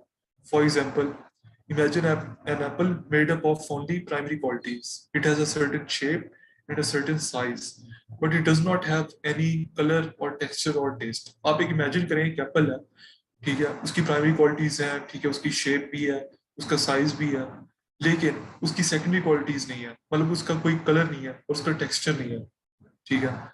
It's not possible. Colourless Apple आप कैसे imagine करेंगे? आप अगर colourless Apple imagine करेंगे तो उस Apple के पीछे वाली जो चीजें हैं आपको सिर्फ वो नजर आएंगी, आपको एप्पल तो भी नजर नहीं आएगा, वो ट्रांसपेरेंट होगा कलर के बगैर। It's not possible. You try to imagine it with no color, but in fact, we are probably imagining one that's either black or white or transparent. Transparent अगर होगा तो the color of what's behind it. Similarly, if you imagine it without texture, उसकी surface को आप imagine ही ना करेंगे, rough है, smooth है, you will find there is still texture there. It's smooth. आपको फिर भी texture का तो पता लग ही जाएगा. तो उसने ये जो डिस्टिंक्शन थी ना प्राइमरी एंड सेकेंडरी क्वालिटी से दरमियान, उसने कहा ये गलत बात है, ठीक है. दूसरा उसने क्या क्रिटिसिज्म की, बर्कले's opinion. Therefore, Berkeley has shown that primary and secondary qualities are inextricably linked. You can't have one without the other, which means that primary qualities cannot be real. उसने कहा कि प्राइमरी क्वालिटीज भी असल नहीं है. Lock ने तो चलो फिर भी ये कंसेशन दे दी थी कि प्राइमरी क्वालिटीज ऑब्जेक्ट की वाकई एक्सटर्नल रियलिटी में है. बर्कले ने कहा नहीं, वो भी सिर्फ हमारे माइंड में ही है. They too are what our mind just makes of things. तो ये भी इसकी एक तरह से लॉग से देखिए डिसएग्रीमेंट थी. उसने कहा कि प्राइमरी क्वालिटीज, पहले तो उसने कहा कि इनकी कोई डिस्टिंक्शन नहीं है प्राइमरी और सेकेंडरी की. दूसरा उसने कहा कि प्राइमरी क्वालिटीज भी हमारे माइंड में है, ये दूसरी बात. So this led Berkeley to a startling conclusion. There is just no such thing as matter. There can't be. Instead, there are only perceptions. उसने कहा ये सब perceptions. Start वो log से हुआ था और उसने कहा कि प्राइमरी क्वालिटीज भी हमारे माइंड में है, सेकेंडरी क्वालिटीज भी हमारे माइंड में है, सब कुछ हमारे माइंड में. Berkeley's famous assertion was to be perceived. ठीक है, बस जो आपको नजर आ रहा है, जो आप परसीव कर रहे हैं, जो आपके माइंड में आइडियाज हैं, वही एग्जिस्टेंस है. अब बर्कले के ऊपर क्या क्रिटिसिज्म थी? बर्कले ने लॉक के ऊपर तो कर ली क्रिटिसिज्म, बर्कले के ऊपर खुद क्या क्रिटिसिज्म थी? The contemporaries of Berkeley regarded his theories as a thing of fantasy. उनका ये तो फैंटेसी की बात है कि एक्सटर्नल रियलिटी टेबल चेयर असल में एग्जिस्ट नहीं करती, सिर्फ हमारे माइंड में. The immaterialist conception of the universe was regarded with suspicion and saw that if they discounted the existence of God, his theory seemed to terminate in the weird claim that everything is nothing but an idea in the mind with no real existence outside the mind. तो वहाँ के कुछ लोग थे, वो कहते थे अगर हम बर्कले की थ्योरी में जो आइडिया ऑफ गॉड है, दैट गॉड परसीव्स एवरीथिंग, कहते अगर हम ये आइडिया डिस्काउंट कर दें तो फिर उसका सारा सिस्टम फॉल अपार्ट कर जाता है. ठीक है, कि फिर तो अगर किसी चीज को कोई भी नहीं देख रहा तो it will cease to exist. ठीक है,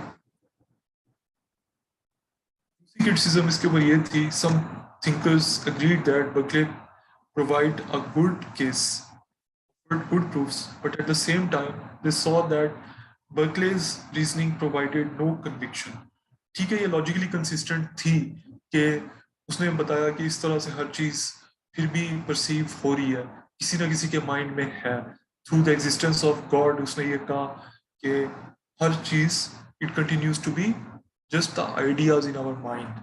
ठीक है, logically ये बात कह सकता है वो, लेकिन ये convincing नहीं है. अब ये किसी को भी क्या है ये सब बातें हमारे माइंड में है, तो इट्स नॉट कन्विंसिंग. उसके बाद आप इसके ऊपर कंक्लूजन दे देंगे कि इसकी या तो आंसर की समरी दे दें या क्या दें कि Berkeley provided a good logically consistent theory but it does not agree with common sense और एक्सपीरियंस. इस तरह की आप बात कर दें इसमें कंक्लूजन. इसके ऊपर अगर आपके कोई क्वेश्चंस हैं तो आप पूछें.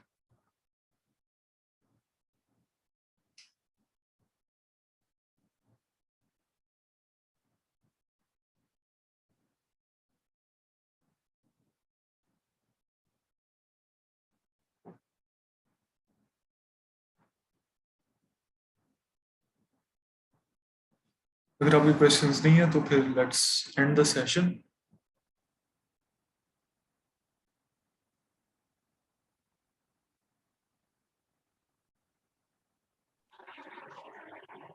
सर क्वेश्चन मेरा ये था कि हमने जो क्वेश्चंस के आंसर्स करने हैं उनमें सर जो आप ये जार्गन यूज कर रहे हैं, हमें यही यूज करना होगा जार्गन कि इसमें अच्छे नंबर लेने के लिए? यार जार्गन अगर यूज कर दें तो आपको बेटर नंबर मिलेंगे, लेकिन मैं तो क्योंकि यूज टू हो चुका हूँ ना इस जार्गन से, तो मुझे ऐसा नहीं लगता कि मैं मुश्किल वर्ड्स यूज कर रहा हूँ. लेकिन आप सिंपल वर्ड्स भी यूज कर सकते हैं, कोई नहीं मसला. असल बात तो ये है कि आप एग्जामिनर को कम्युनिकेट करें कि आप क्लियर हैं, उस कॉन्सेप्ट के बारे में आप क्लियर हैं। तो वो ज़रूरी नहीं है जार्गन यूज़ करना, तो आप सिंपल वर्ड्स में भी वो बात कर सकते हैं। Thank you sir, thank you. No problem.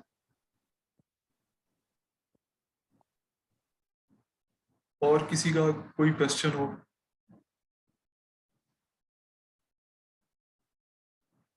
चलें ठीक है, let's call it a day.